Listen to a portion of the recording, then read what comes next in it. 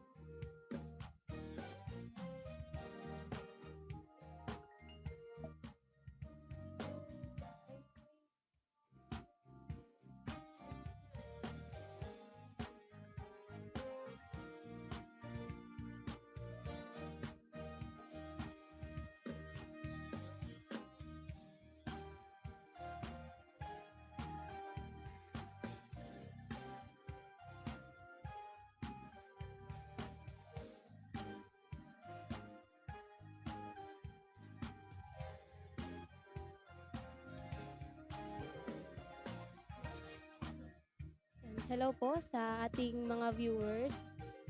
Ano po kung comment na lang kayo kung ano po, kung clear ba yung voice namin today. Ayan po, magandang gabi sa ating mga taga-panood sa ating live stream. Tayo po ngayon ay nasa day 48 na ng ating live stream. Ayan. At kayo po ay mag-share, mag-tag na at i-share sa ating mga kaibigan, kaklase, kapatid, or kamag-anak. Ayan, basta kapuso at kapamilya.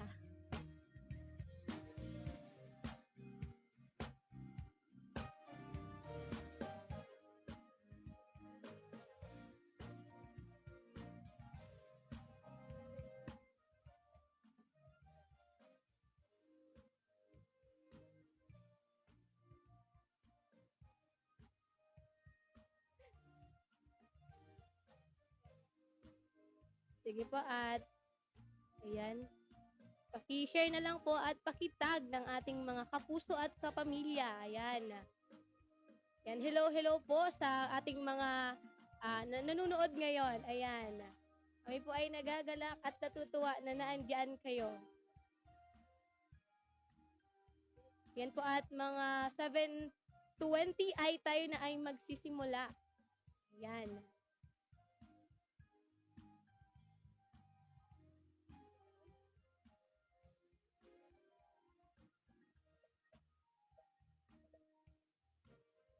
Ayan po, magandang gabi.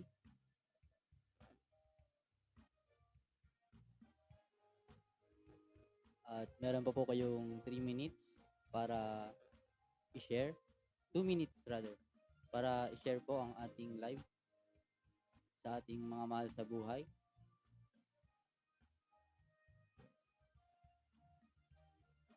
At by 7:20 po ay magsisimula na po tayo sa ating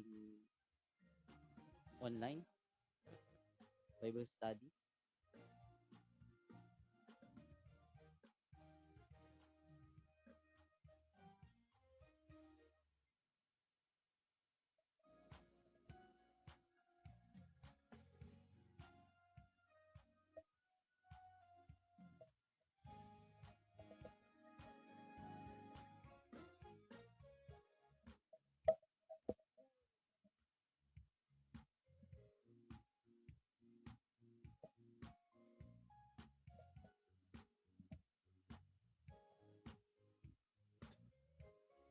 Ayan po, meron na lang po tayong 1 minute sa ating pag-tag at pag-share sa live stream na ito.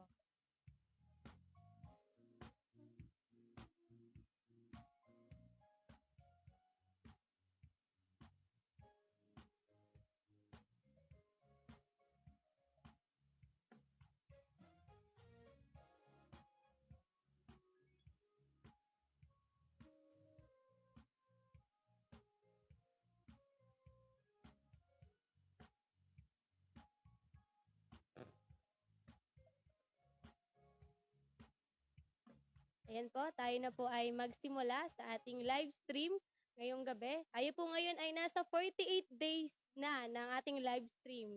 I hope and I pray po na ang lahat ay nakakasubaybay sa ating mga pinag-aaralan ngayon.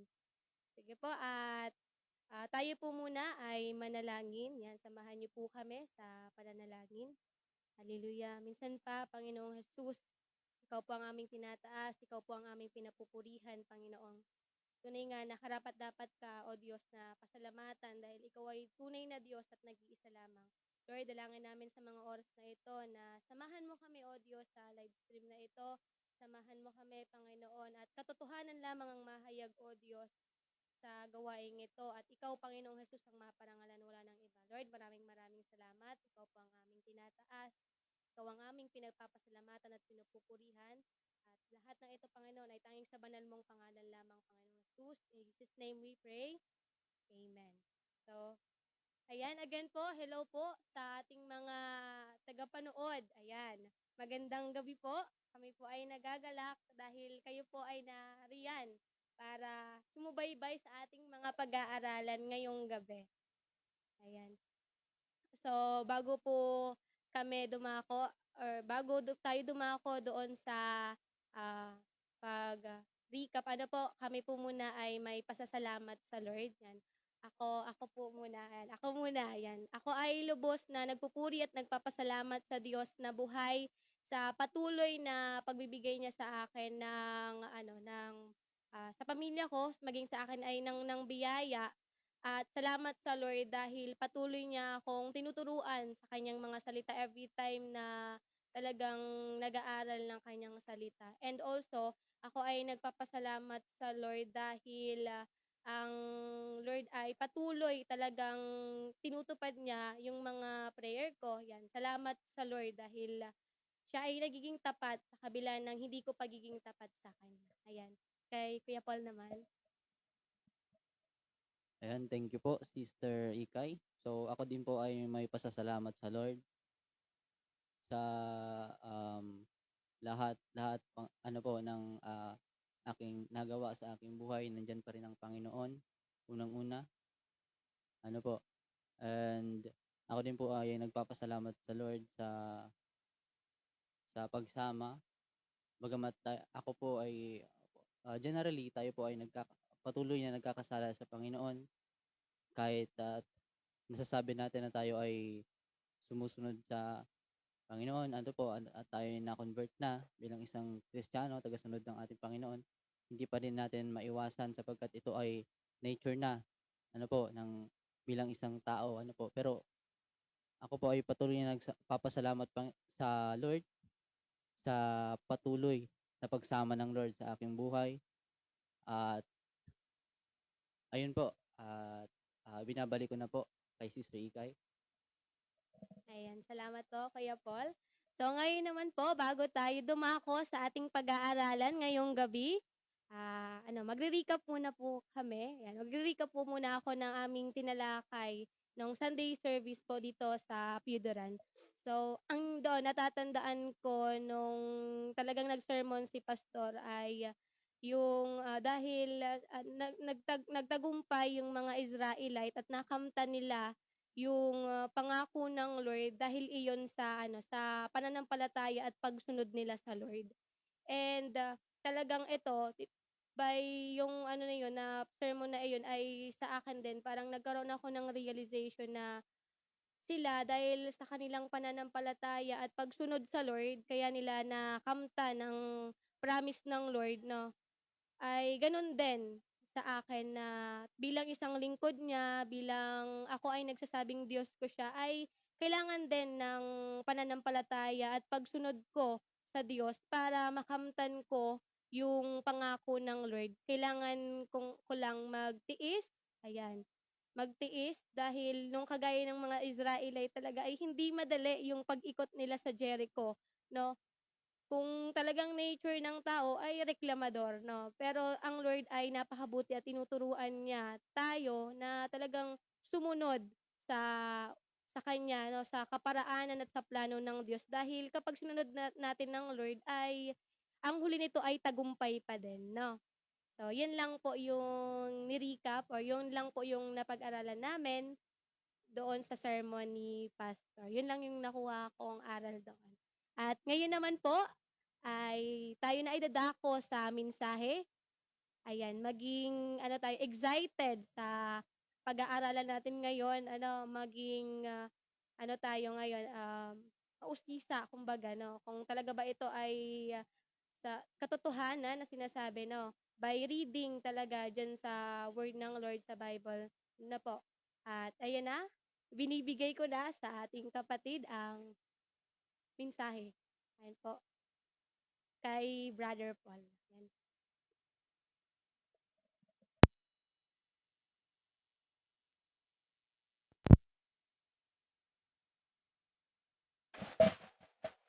And po, sa muli, isang mapagpalang gabi sa ating lahat, higit sa ating buhay na Diyos na ating pinaglilingkuran. Ano po?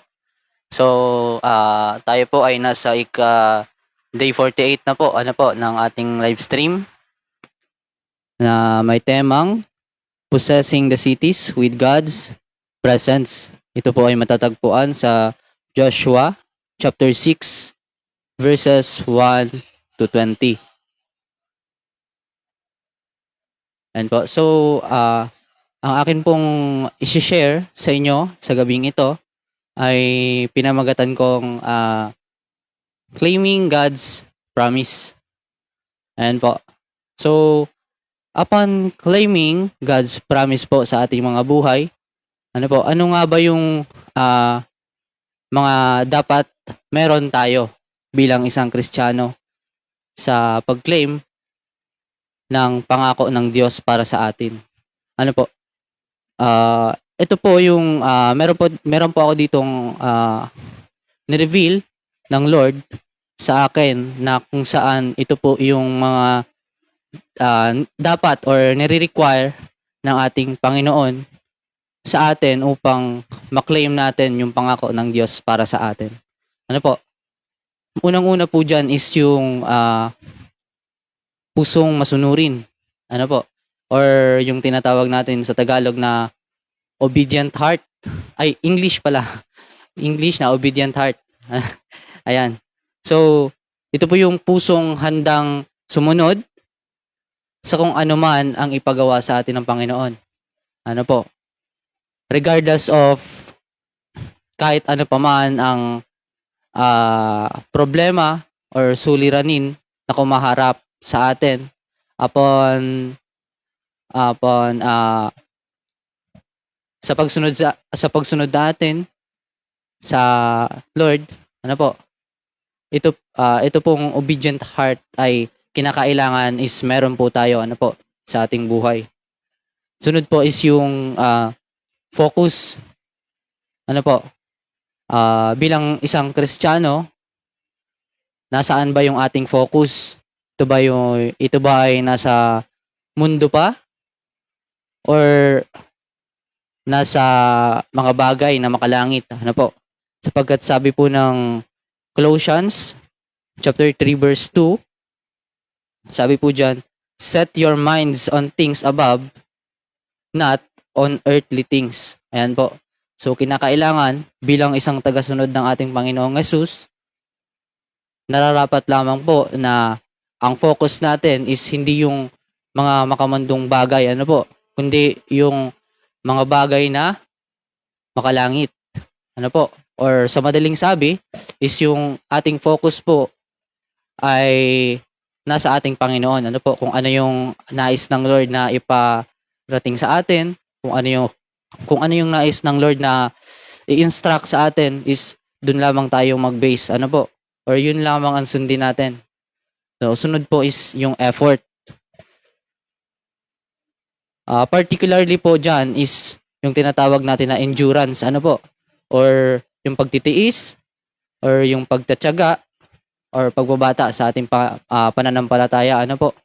Sapagkat ang pananampalataya po na kung pananampalataya lang alone, is tinitingnan pa ni ng Lord yung ating mga gawa. Sapagkat yung effort natin yung nagsisilbing isa din sa basehan kung paano natin makiklaim yung promise ng Lord sa atin. So, ano bang ginagawa mo sa ano bang kasulukuyan na ginagawa mo, na gumagawa ka ba ng mga bagay na pinapagawa sa iyo ng Lord? Sumusunod ka ba?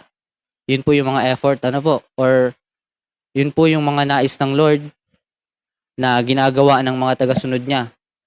Ano po, at lastly po is yung pananampalataya. Ano po, ang lahat ng ito, ang lahat-lahat ng mga ginagawa natin sa ating mga buhay ay kung wala po ang pananampalataya sa ating Panginoon, ay wala po itong saysay. Ano po, ito po ay base po dito sa word ng Lord na dito po sa Hebreo chapter 11 verse 6. Ano po?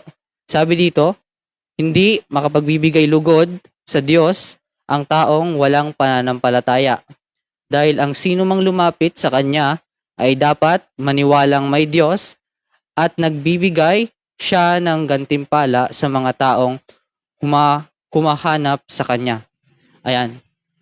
Sabi ko nga po kanina, kapag po ang isang tao or ang isang Kristiyano ay gumagawa lang ngunit walang pananampalataya sa ating Panginoon, kumbaga basta lang siya gumawa, no, hindi ina-acknowledge ang Lord sa kanyang buhay, ay wala pong silbi yun. Ano po?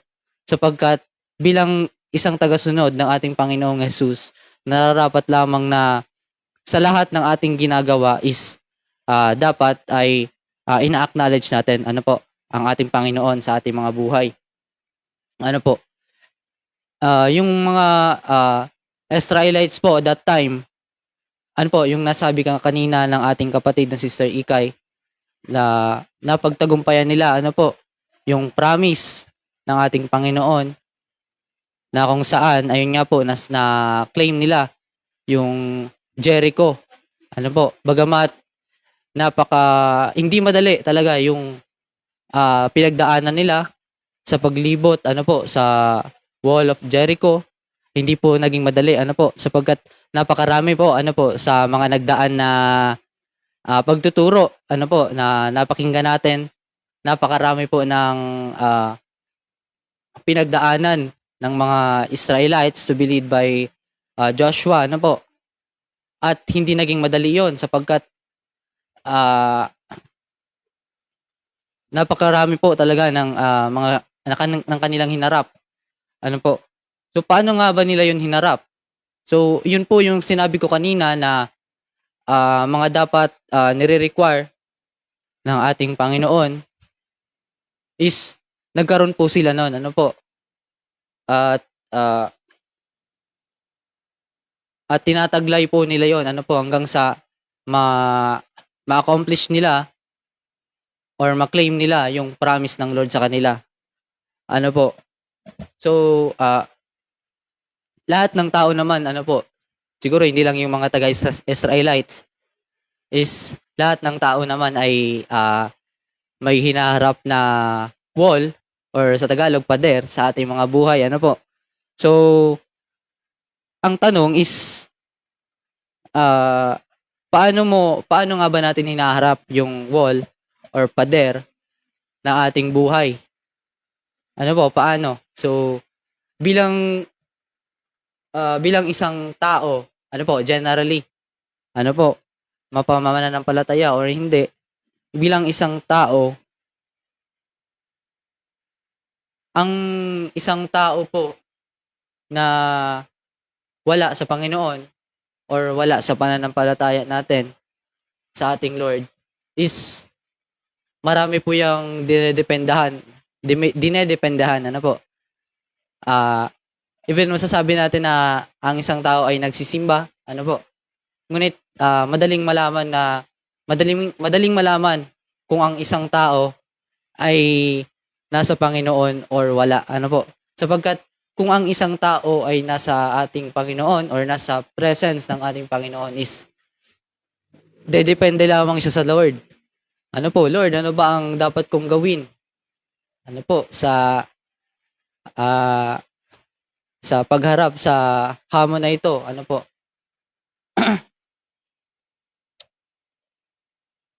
baka baka baka hindi ng Lord pinahihintulutan yung ah, baka hindi niya pinahihintulutan yung mga nais nating ma-accomplish sa ating buhay or mapagtagumpayan sa ating mga buhay ay dahil sa yun nga hindi tayo committed sa kanya. And napakadami nating dinidependahan ah for example na lamang po ang aking buhay na noong una po talaga is napakadami ko pong dinedependehan. Unang-una na lamang is yung aking allowance sapagkat yung paano ako uuwi, yun nga, na wala akong pang-provide sa sarili ko sapagkat ako po ay bagamat dito po sa Puduran ang aking church na churchan ko ay ako po ay nag-aaral sa malayo sa Legazpi at ilang oras din po ang pagitan bago ka makauwi ng Puduran at medyo may kamahalan din po ang pamasahe at yun nga po noon ako po ay sabi nga nag-aalangan palagi yung sinasabi nating dependence pagdedepende. Ayan, ako po ay nag-aalangan palagi na para bang sa kada gawain na ini-invite ako ng aking pastor, na chinachat ako ng aking pastor or mga kapatiran is, nandun yung pag-aalangan ko kasi pupunta ba ako? Wala naman akong pamasahe? Yan, ganyan. Kaya, nandun yung unti-unti kong na-realize na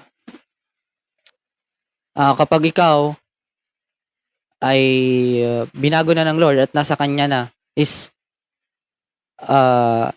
yun nga yung dependence yung pagiging dependence mo ay pagiging mapagdepende mo ay sa Lord na ibig sabihin didepende ka na sa Kanyang mga instruction katulad na lamang kapag may gawain nga yung youth fellowship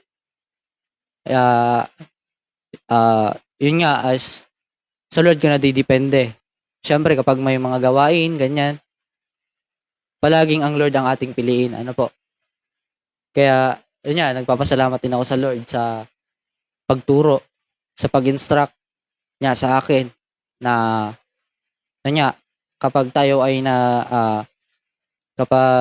ay palaging sumusunod sa Lord is malalaman talaga natin na yung outcome niya talaga is talagang good outcome talaga. And yun po ang the best sa ating Panginoon.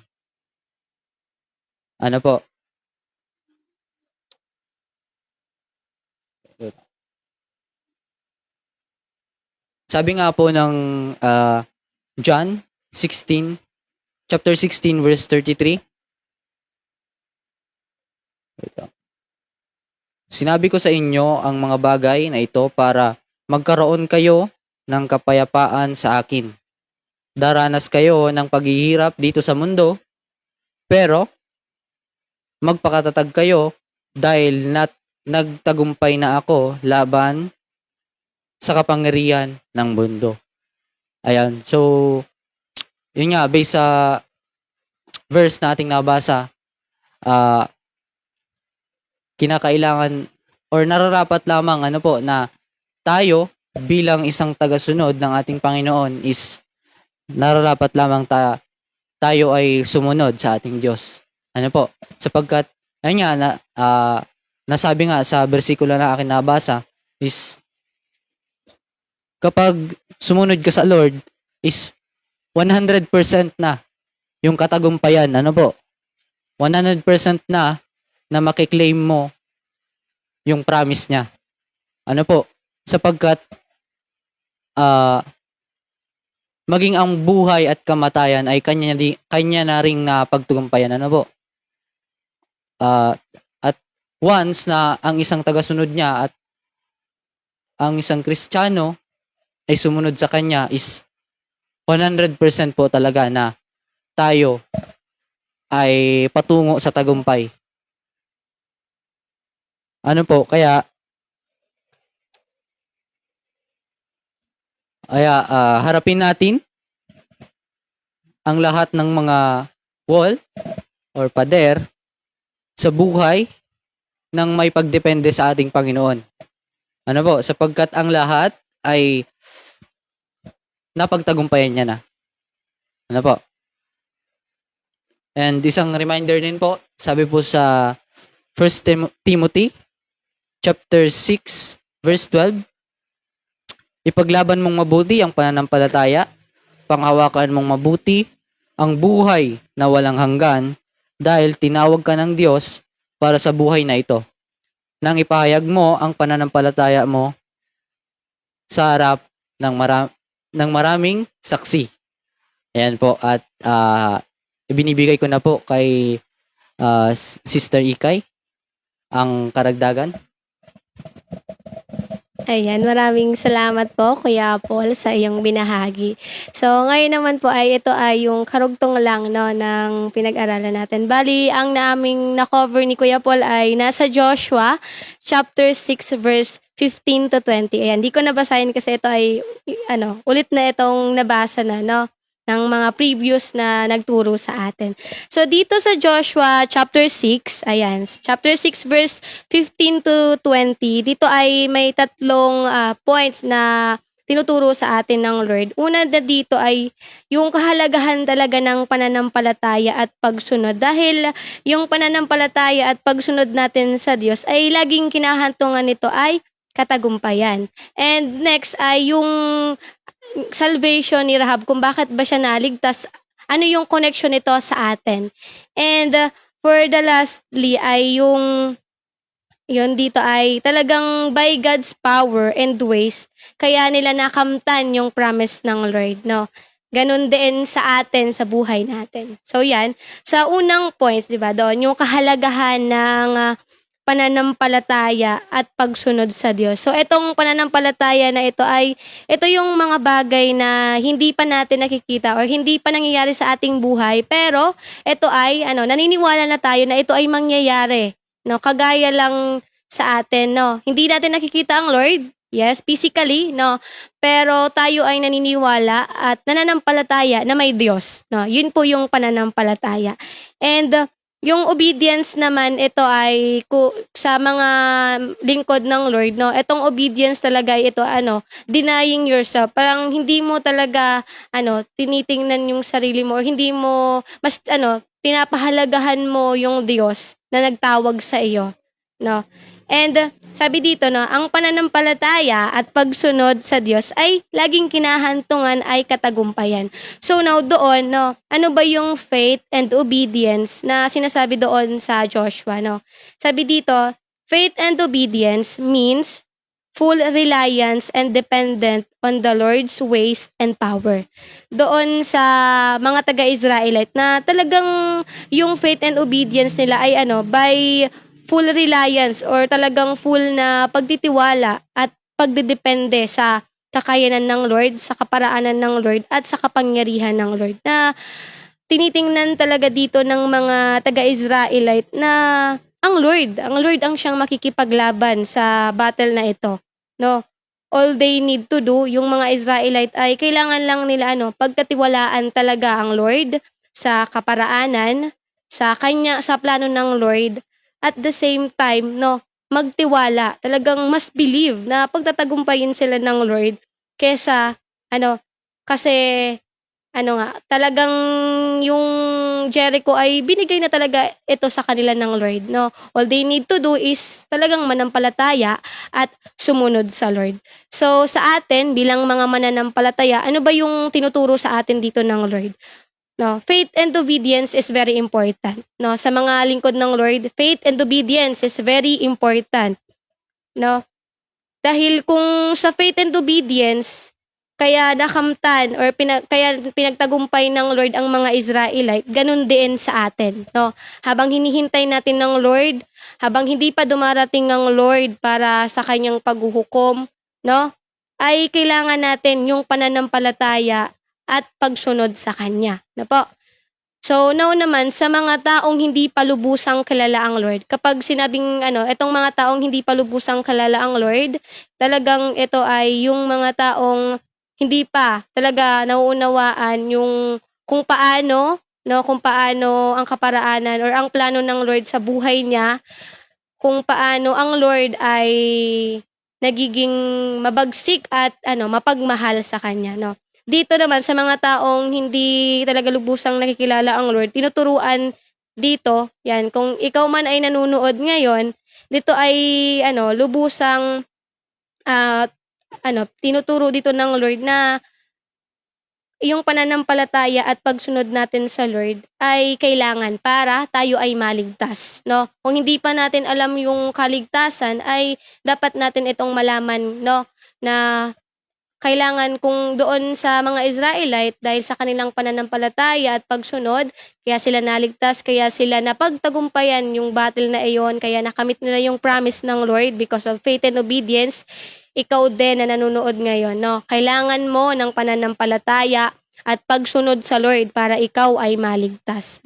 Kasi talagang originally ang mangyayari sa mga taong makasalanan kasi we are sinner, 'di ba? We are sinner. Ang kahantungan talaga ng mga taong makasalanan ay kamatayan, kaparusahan. Kasi 'di ba sa atin ngayon dito, kapag may nagnanakaw, kapag may pumapatay, ano yung ginagawa? 'Di ba sila ay pinaparusahan, no? Ganoon din sa ating tao, no? Kailangan natin itong malaman na tayo ay mapaparusahan kung hindi tayo susunod, kung hindi tayo mananampalataya sa Lord. Okay, now, ito ay may katanungan, no?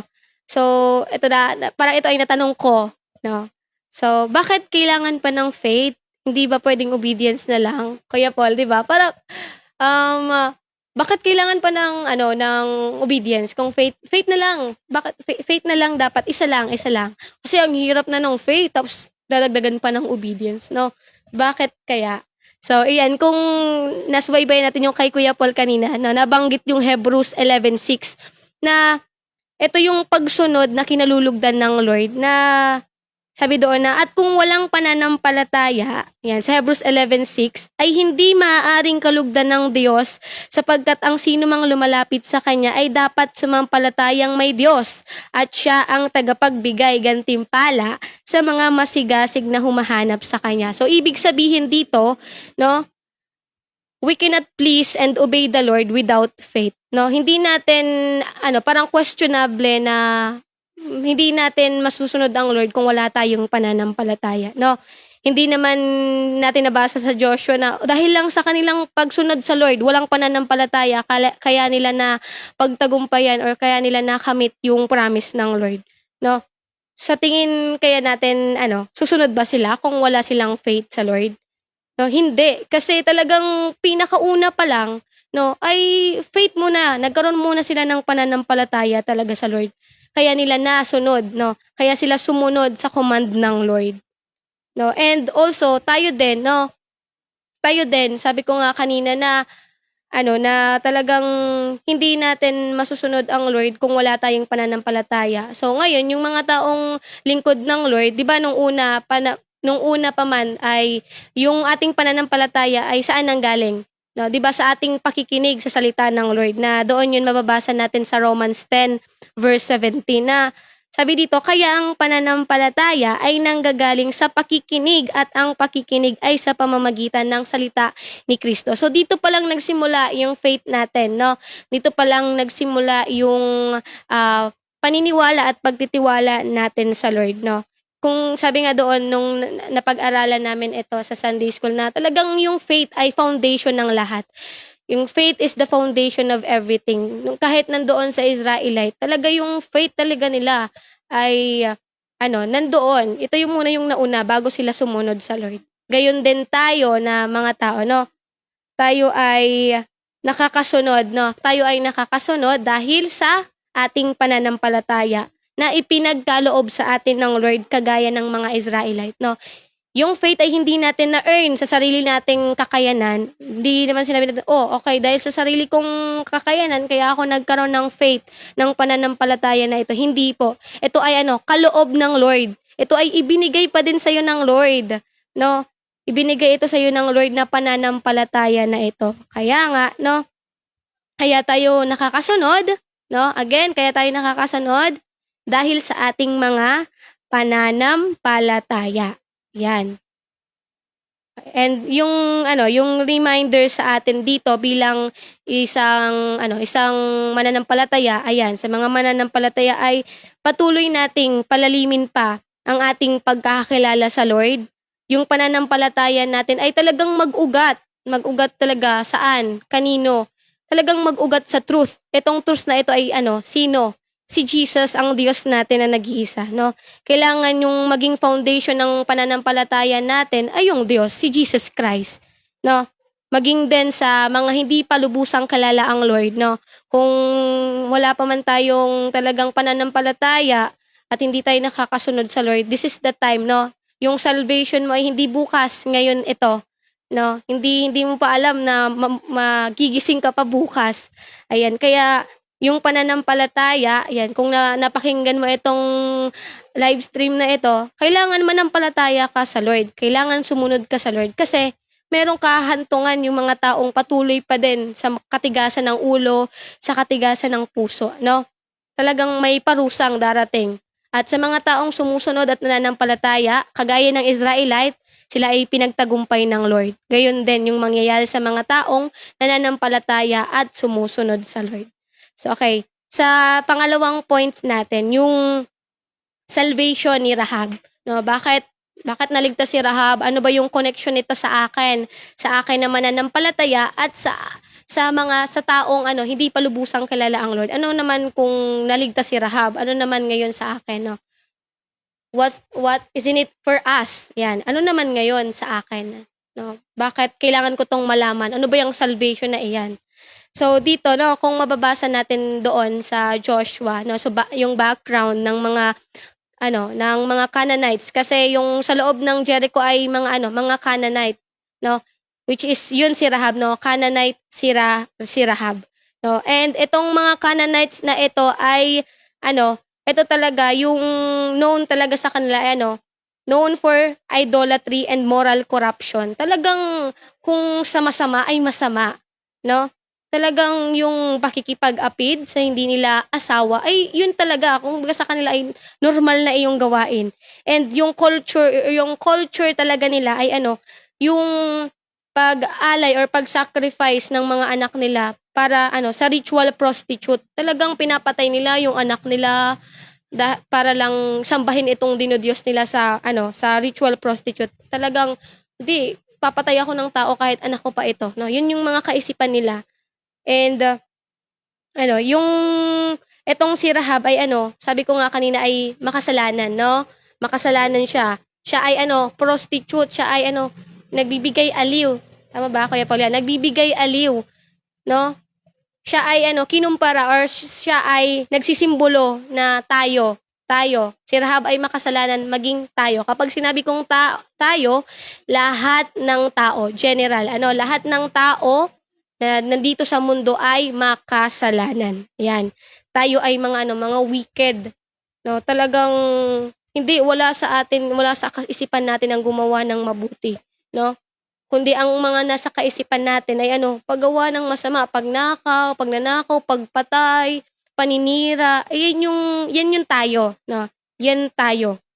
And ayun, yung kay Rahab ay hindi tiningnan ng Lord, no, yung kanyang past, no, yung kanyang mga ginawang kasalanan, no. Kundi si Rahab ay nagkaroon talaga ng pananampalataya sa Lord and faith sa Lord. Ay pananampalataya at pagkatakot, ayan.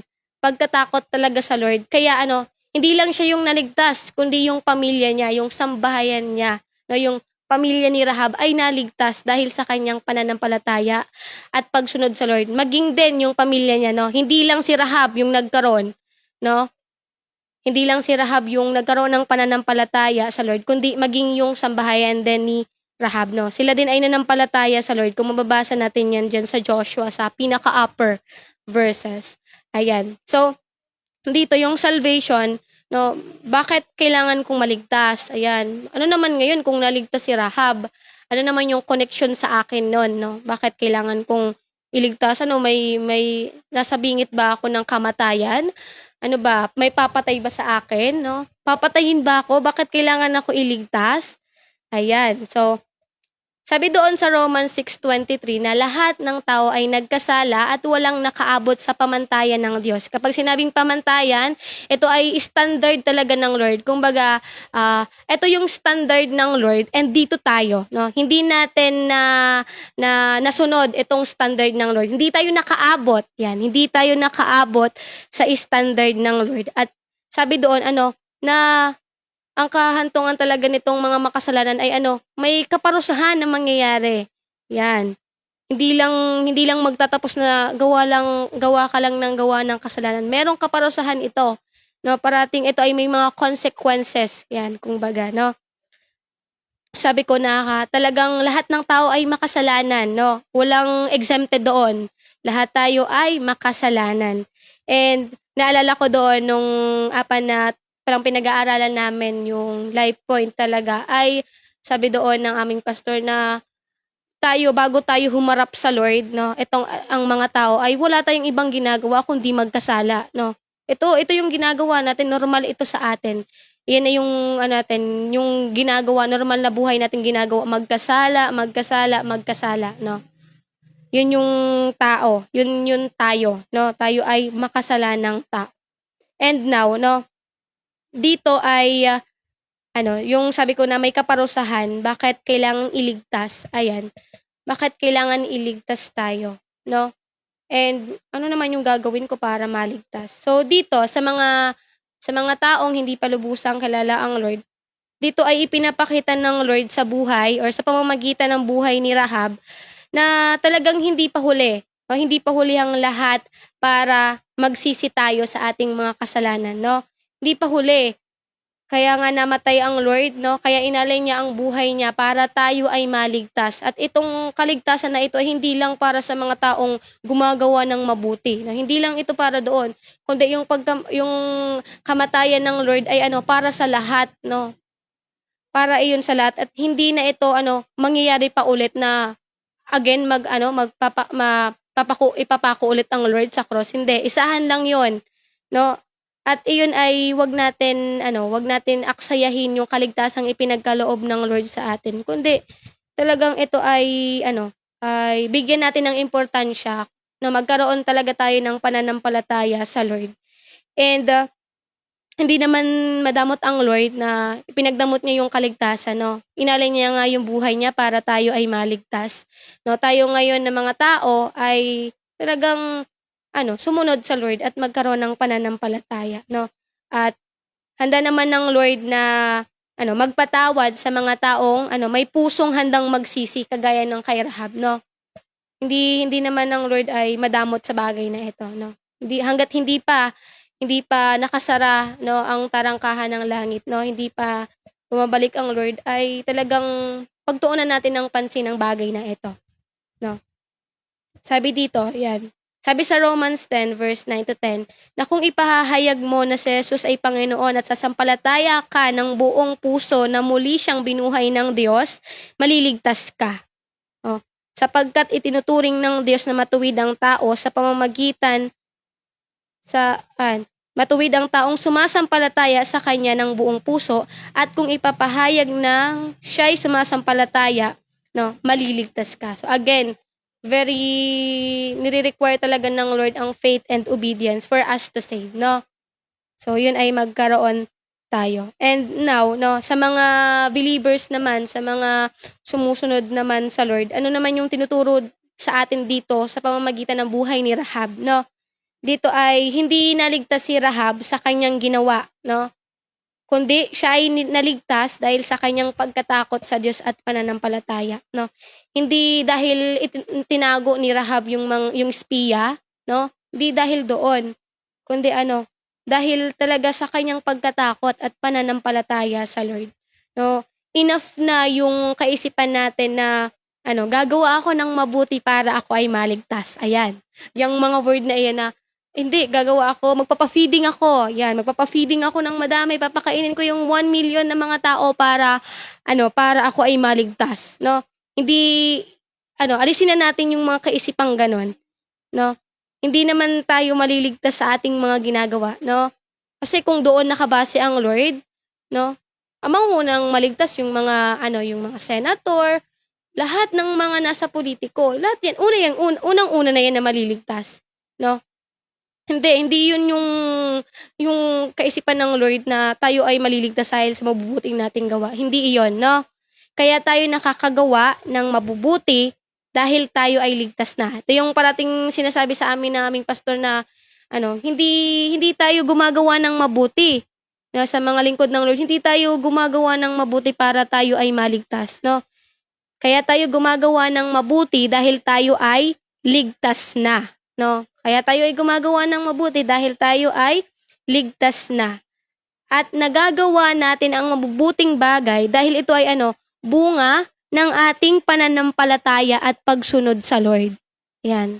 Kaya tayo gumagawa ng mabuti, ito ay bunga ng ating pananampalataya at pagsunod sa Lord. Kaya natin nagagawa ang mga bagay na ito. Yan. Sabi yon sa Ephesians 2:8 2:8 hanggang verse 9. Sapagkat sa biyaya kayo'y naligtas sa pamamagitan ng pananampalataya at ito'y hindi sa pamamagitan ng inyong sarili, ito'y kaloob ng Diyos. Yan. Hindi sa pamamagitan ng mga gawa upang ang sino man ay wag magmalaki. Sabi ko nga, kung talagang sa buhay, kung sa ginagawa lang natin, no? Dito magbabase ang Lord na, hindi, gagawa ko ng mabuti para ako ay maligtas. No? Pwede tayong magmalaki sa Lord. Sasabihin natin, oh, Lord, ginawa ko ito. Maliligtas ako, Lord. Ginawa ko ang mga bagay na ito, Lord. Ginawa ko ang bagay na ito, Lord. Kaya, wala kang karapatan para hindi ako iligtas. No? Hindi ganon. Hindi naman ganon yon, no? Para, talagang, itong ginagawa natin ay talagang bunga ng ating pananampalataya at pagsunod sa Lord at para wala tayong maipagmalaki, wala tayong ipagmalaki sa harapan ng Lord, no? Talagang wala.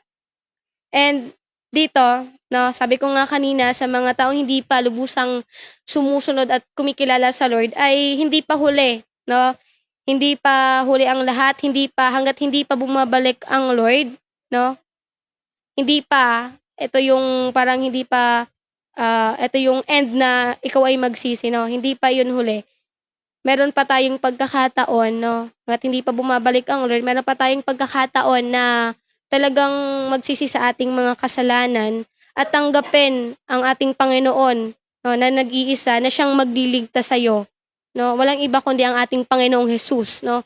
Panginoong Jesus lamang ang ating Diyos na babalik at magliligtas sa atin. No? At talagang darating ang takdang panahon na maghuhukom ang Lord, no? Magja-judge. Sabi ko nga kanina na may kaparusahang mangyayari, no?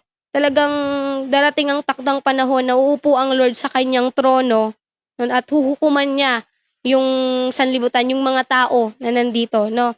At ito ay mangyayari sa kanyang pangalawang pagbabalik. Ito ay finality na talaga. Ito ay walang ligtas ang mga tao dito. Lahat talaga general na haharap sa hukuman ng Lord, no?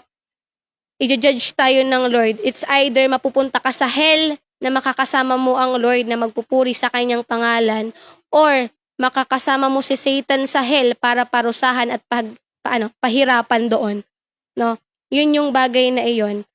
At talagang yung pagja-judge ng Lord or yung pagdating ng takdang panahon ay dapat ito ay maging personal sa buhay natin, maging personal ito sa atin na na meron akong kahantungan kapag hindi ako sumunod sa Lord.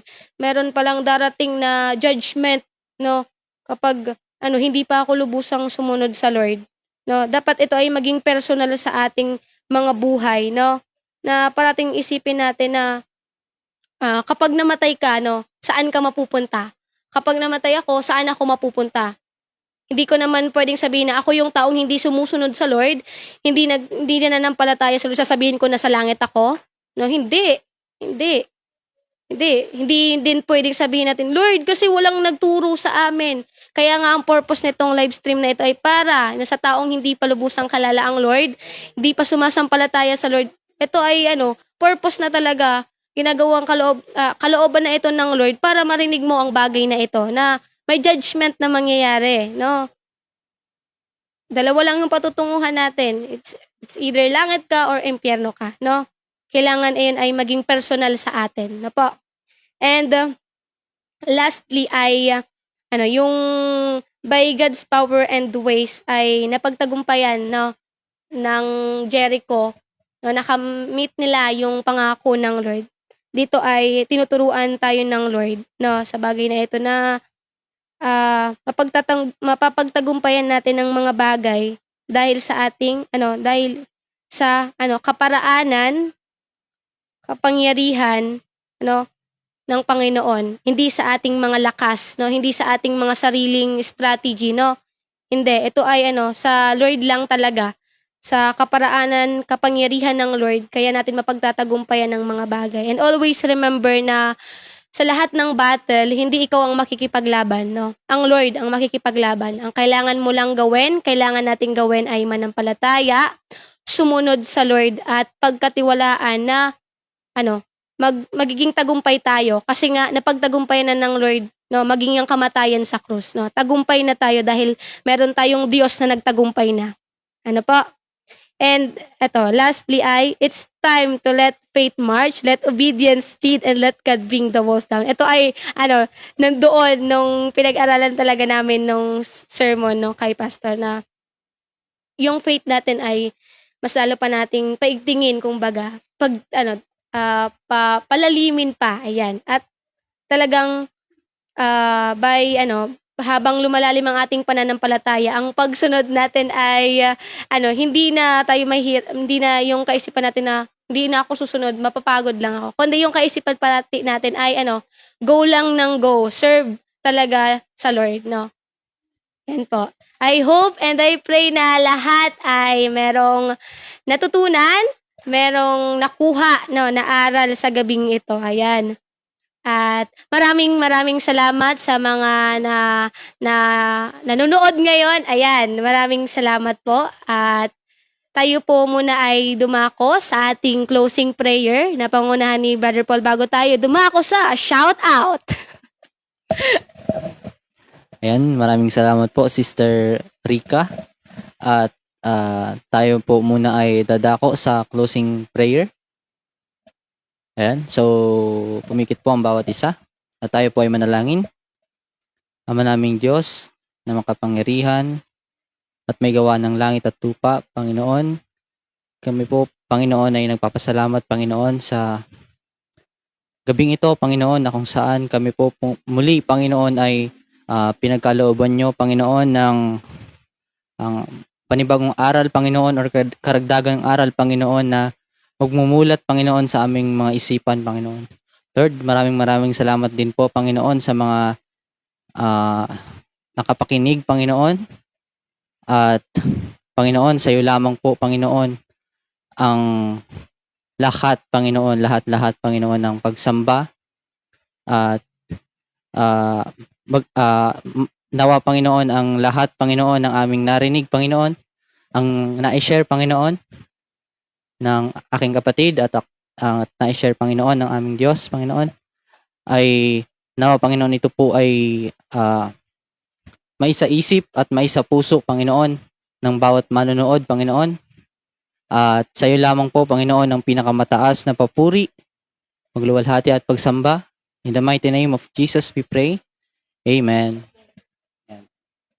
So, tayo na po ay dadako sa last part ng ating gawain. Ito po ay shout out. Ayan, so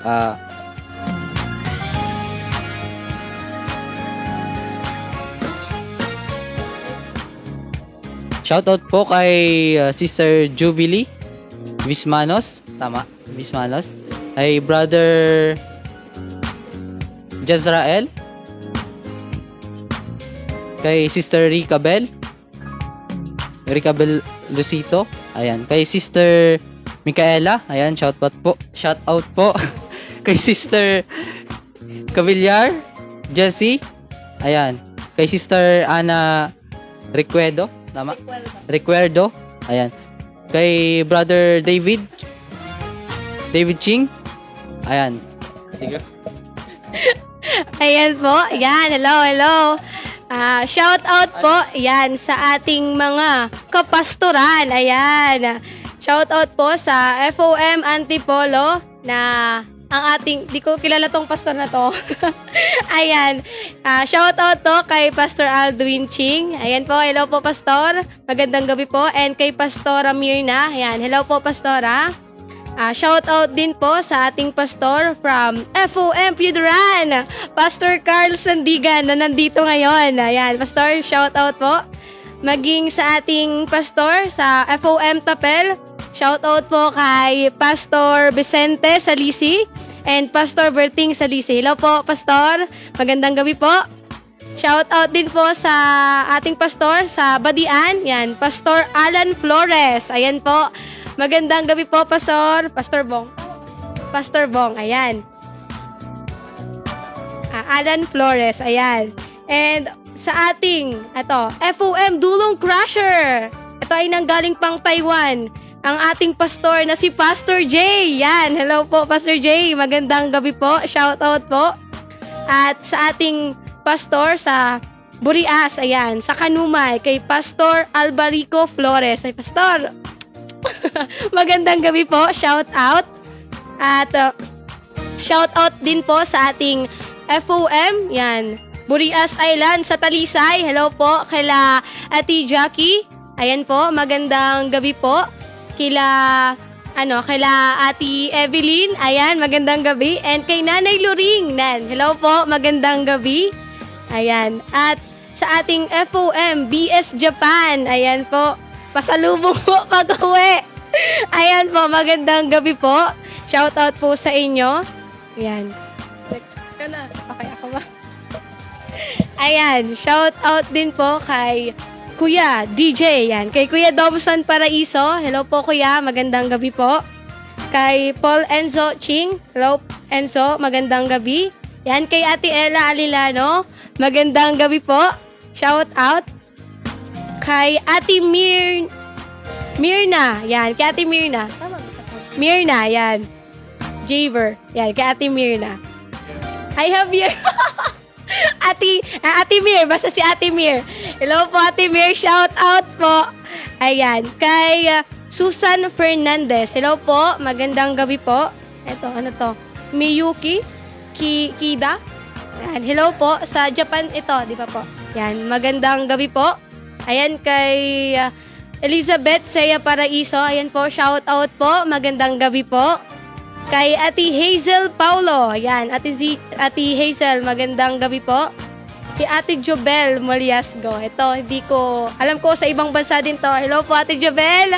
Magandang gabi po. Kay Ate Lego Arlene. Ayan, made by Sardines. Ayan, Ate Arlene. Magandang gabi po. Kay Ate Maria Rowena Reyes. Ayan, magandang gabi po. Kay Ate Zayn Arellano. Ayan, magandang gabi po. Shout out din kay Kuya Andre Dalumpines. Ate Sheena Marie Cortez. Ayan po, magandang gabi. And kay Ate Kim Jing. Ayan, ang kapatid na ating ate ni Ate Tet. Ayan. Hello po, magandang gabi po. Kay Ate Jenny Rose Abulag. Ayan po, magandang gabi po. At ito, hindi ko to kilala. Shout out kay Karen Locriana. Woohoo! Ayan po, magandang gabi. And kay Ate Leia Joy Salisi. Ayan, magandang gabi po Ate Leia. And shout out kay Ate Laika Jababelien. Ayan, Ate Likes, happy birthday po. Yes, happy birthday. Happy 26th birthday, Ate Likes. Ayan, ang Lord ang siyang magpala at mag-ingat sa iyo. Yan, shout out din kay Pauline Seya Paraiso na birthday niya na din ngayon. Yan, happy birthday, Pau. Yan, magandang gabi and shout out sa iyo. And sa lahat na nanonood, ayan, sa lahat ng mga nanonood ngayon, magandang gabi at shout out sa inyong lahat. Ayan. Kita-kits po tayo tomorrow din, 7 p.m. sa ating susunod. Ayan. Kita-kits. Ayan. Sa susunod na mag-i-speak sa live stream, no? tayo pa rin ay umag-abang at maging excited sa ituturo ng Lord. Maraming salamat po. Mag-iingat po ang bawat isa and all the glory and praises ay belong lamang sa ating Panginoong Jesus. Maraming salamat po. Bye! Bye!